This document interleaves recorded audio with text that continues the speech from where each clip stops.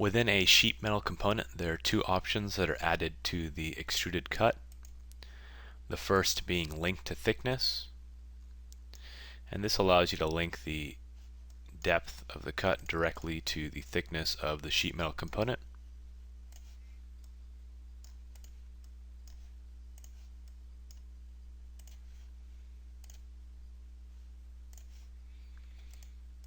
And this will allow you to create cuts that are the same thickness as the part without cutting any other objects that you might have on the other side or on other faces that are connecting to these various faces.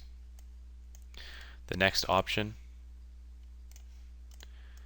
is called normal cut, and that changes the way the cut is projected onto the face. So if I come back into extruded cut and choose this circle, I'm going to choose to go through all and click OK. And you can see that this cut is normal to this top face. And the changing angle on this face of the cut is indicative of that. If, however, we edit the feature and change this to a normal cut,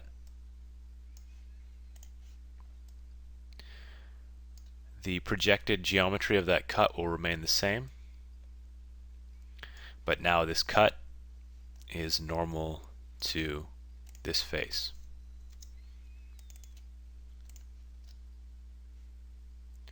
It just carries the shape of that cut on the top surface and the bottom surface. We'll go ahead and look at the other sketch as well.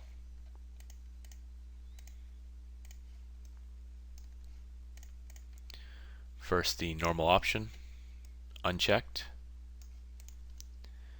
If I go normal to the top face, we can see that angle. And if we turn on the normal cut option,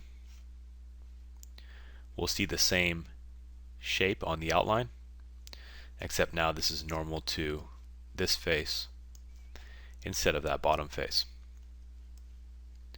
But those are the two options that are added to the extruded cut for sheet metal components.